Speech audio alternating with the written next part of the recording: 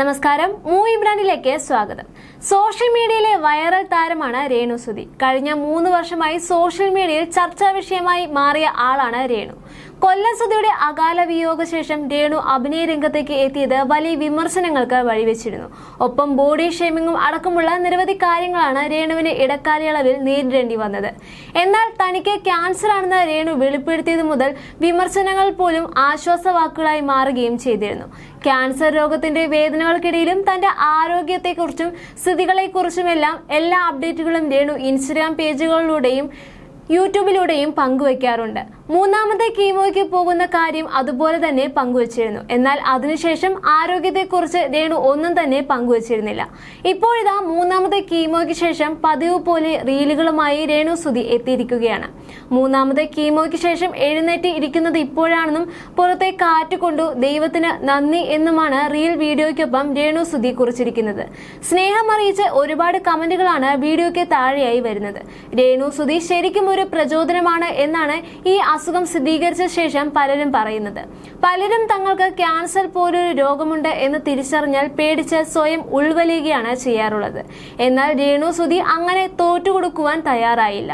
തീരെ വയ്യെങ്കിൽ മാത്രമേ രേണു ക്യാമറയ്ക്ക് മുന്നിലേക്ക് വരാതെയുള്ളൂ. അല്ലാത്തപ്പോഴൊക്കെ തന്റെ ഡാൻസും റീലുകളുമെല്ലാമായി സോഷ്യൽ മീഡിയയിൽ സജീവമാണ്. കീമോ മാർക്ക് ചെയ്ത കൈ അനക്കാതെ പതിവ് പോലെ ഡാൻസ് വീഡിയോകളുമായി എത്തുന്ന രേണുവിനെ കാണുന്നത് ആശ്വാസമാണെന്നും ആരാധകർ കുറിക്കുന്നുണ്ട്. മുടിയൊക്കെ പോയെങ്കിലും മകന് സങ്കടമാകും എന്നുള്ളത് കൊണ്ട് വിഗ് വെച്ചാണ് രേണു ക്യാമറയ്ക്ക് മുന്നിലും എത്തുന്നത്. കൊല്ലം സുധിയുടെ മരണത്തിന് ശേഷം സോഷ്യൽ മീഡിയയിൽ ഒരുപാട് സൈബർ അറ്റാക്ക് നേരിട്ടുള്ള ആളാണ് രേണു സുധി. എന്നാൽ ആ പരിഹാസങ്ങൾ പോലും തന്റെ വളർച്ചയാക്കി മാറ്റുകയായിരുന്നു താരം. നെഗറ്റീവുകൾ രേണുവിനെ മുന്നോട്ട് കൊണ്ടുപോവുകയായിരുന്നു ചെയ്തത്. ബിഗ് ബോസ് മലയാളം സീസൺ 7ന്റെ മത്സരാർത്ഥിയായി രേണു എത്തുകയും ചെയ്തിരുന്നു. ഷോയിൽ നല്ല പിന്തുണയും രേണുവിന് ഉണ്ടായിരുന്നു. എന്നാൽ ഒരു ഘട്ടത്തിൽ രേണു തന്നെ പറ്റുന്നില്ല എന്ന് പറഞ്ഞ് പുറത്തു കടക്കുകയായിരുന്നു ചെയ്തത്. പൊതുവെ ബിഗ് ബോസ് ഷോ പലരുടെയും ഇമേജ് മോശമാക്കുന്ന പതിവ് ഉണ്ടെങ്കിലും രേണുവിനെ സംബന്ധിച്ച് പോസിറ്റീവായിരുന്നു ഉണ്ടായിരുന്നത്. പക്ഷേ അതും പിന്നീട് പല കാരണങ്ങളാലും നെഗറ്റീവായി മാറുകയായിരുന്നു. പിന്നീട് സോഷ്യൽ മീഡിയയിൽ സൈബർ അറ്റാക്ക് തുടരുന്ന സാഹചര്യത്തിലാണ് രേണു സുധിക്ക് സ്റ്റേജ് 3 ബ്രസ്റ്റ് ക്യാൻസർ ആണ് എന്ന വെളിപ്പെടുത്തലുകൾ വന്നത്. നേരത്തെ അസുഖത്തിന്റെ കാര്യം തിരിച്ചറിഞ്ഞിരുന്നുവെങ്കിലും രേണു ചികിത്സിക്കുകയോ ഡോക്ടർ സൂചന നൽകിയ കാര്യങ്ങൾ ആരോടും പറയുകയോ ചെയ്യാതെ മറച്ചുവെക്കുകയായിരുന്നു ഉണ്ടായിരുന്നത്. രോഗിയായി തന്നെ ആരും കാണേണ്ട, താൻ തിരിച്ചുവരും എന്നാണ് ഇപ്പോഴും രേണു സുധി പറയുന്ന കാര്യം. അതേസമയം 2ാമത്തെ കീമോതെറാപ്പി കഴിഞ്ഞതിന് പിന്നാലെ കടുത്ത ശാരീരിക ബുദ്ധിമുട്ടുകൾ കാരണം 5 ദിവസത്തോളം ആശുപത്രിയിലെ ICUവിൽ മരണത്തോട് പോരാടിയതിനെ കുറിച്ചും രേണു സുധി പറഞ്ഞിരുന്നു. ക്യാൻസർ എന്ന മാരക രോഗം ശരീരത്തെ കീഴ്പ്പെടുത്തിയ ശേഷം തന്റെ ജീവിതത്തിലും ചിന്തകളിലും ഉണ്ടായ വലിയ മാറ്റങ്ങളെക്കുറിച്ചും താരം വീഡിയോകളിലൂടെ തുറന്നു പറയുകയുണ്ടായി. ആദ്യ കീമോ ചെയ്തപ്പോൾ ഉണ്ടായതിൽ ഇരട്ടി വേദനയും കടുത്ത ക്ഷീണവും വിട്ടുമാറാത്ത ഛർദിയും ഒക്കെ തന്നെയായിരുന്നു ഇത്തവണ എന്നാണ് രേണു സുധി പങ്കുവച്ചത്. തന്നെ സ്നേഹിക്കുന്ന ഒരുപാട് പേരുടെ പ്രാർത്ഥനകൾ മാത്രമാണ് ICUവിൽ നിന്നും ജീവനോടെ തിരികെ വരുവാൻ കാരണമായത് എന്നും രേണു സുധി വിതുമ്പിക്കൊണ്ട് പറയുകയുണ്ടായിരുന്നു. അതേസമയം രേണുവിനെ പോലെ തന്നെ ചർച്ച ചെയ്യപ്പെടാറുള്ള ഒന്നാണ് സുധിയുടെ മകൻ കിച്ചുവിന്റെ ജീവിതവും. ആരെയും ആശ്രയിക്കാതെ സ്വന്തമായി ഒരു ജീവിതം കെട്ടിപ്പടുക്കുവാനുള്ള കഠിനമായ പരിശ്രമത്തിലാണ് കൊല്ലം സുധിയുടെ മൂത്ത മകൻ കിച്ചു എന്ന രാഹുൽ ദാസ്. അച്ഛന്റെ മരണശേഷം അച്ഛന്റെ ബന്ധുക്കളാണ് കിച്ചുവിനെ സംരക്ഷിക്കുന്നത്. പിന്നാലെ കിച്ചു ഒരു യൂട്യൂബ് ചാനലും തുടങ്ങുകയും ചെയ്തിരുന്നു. ചെറിയ രീതിയിൽ വരുമാനം കണ്ടെത്തുവാനും തുടങ്ങിയിട്ടുണ്ട്. ഇതിനോടകം 2.5 ലക്ഷത്തിന് അടുത്ത് സബ്സ്ക്രൈബേഴ്സിനെ കിച്ചു നേടിയിട്ടുണ്ട്. യൂട്യൂബ് വരുമാനം കൊണ്ട് പഠനവും ഒരു പരിധിവരെ പുതിയ വാഹനവും ജീവിതത്തിലെ ചിലവുകളും ഇപ്പോൾ ഒരു ബിസിനസ്സും കിച്ചു ആരംഭിച്ചിട്ടുണ്ട്. ഭാവി സുരക്ഷിതമാക്കുക എന്ന ഉദ്ദേശത്തോടെയാണ് കിച്ചു ക്ലോത്തിംഗ് ബ്രാൻഡ് ബിസിനസ്സിലേക്ക് ഇറങ്ങിയത്.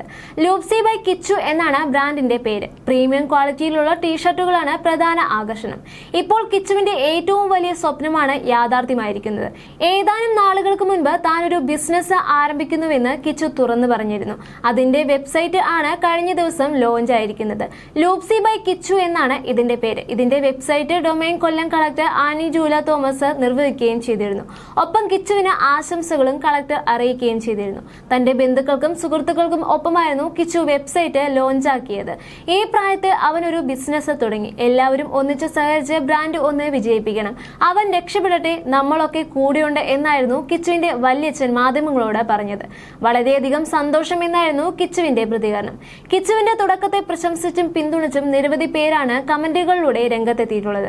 വളരെ ഉയരങ്ങളിൽ എത്തുവാൻ സർവേശ്വരൻ അനുഗ്രഹിക്കട്ടെ, എന്റെ പൊന്നുമോൻ ഉയരങ്ങളിൽ എത്തട്ടെ, അടിപൊളിയാണ് കിച്ചുമോൻ ഉയരങ്ങളിൽ എത്തട്ടെ, അവൻ ഒരുപാട് അനുഭവിച്ചു ഈ പ്രായത്തിൽ തന്നെ, ഇതിൽ നിന്നെല്ലാം ജന്മം നൽകിയ അമ്മയും അച്ഛനും ഒന്നുമില്ല, അവന്റെ മുഖത്തെ സന്തോഷം കണ്ടു, ആ ചിരി ഒരിക്കലും മായാതെ മങ്ങാതെ നിലനിൽക്കട്ടെ, ദൈവം അനുഗ്രഹിക്കട്ടെ, നമുക്ക് കിട്ടുന്ന ഫെയിം അംഗീകാരവും പിന്തുണയും ഒക്കെ അഹങ്കരിക്കുവാനോ വന്ന വഴി മറന്നു ആഭാസം കാണിക്കുവാനോ നിൽക്കാതെ ഇങ്ങനെയുള്ള അവസരങ്ങൾക്ക് വേണ്ടിയും പ്രയോജനപ്പെടുത്താം എന്നിങ്ങനെയായിരുന്നു അഭിനന്ദനങ്ങളും അറിയിച്ചുകൊണ്ടുള്ള കമന്റുകൾ. നല്ലൊരു ഭാവി ഉണ്ടാവട്ടെ, ഒരുപാട് ഉയരങ്ങളിൽ എത്തട്ടെ, നല്ല മോലാണ്, എല്ലാ സൗഭാഗ്യങ്ങളും അനുഭവിക്കുവാൻ കഴിയട്ടെ, പ്രാർത്ഥനകൾ ഉണ്ടാവും എന്നിങ്ങനെ പോകുന്നു കമന്റുകൾ.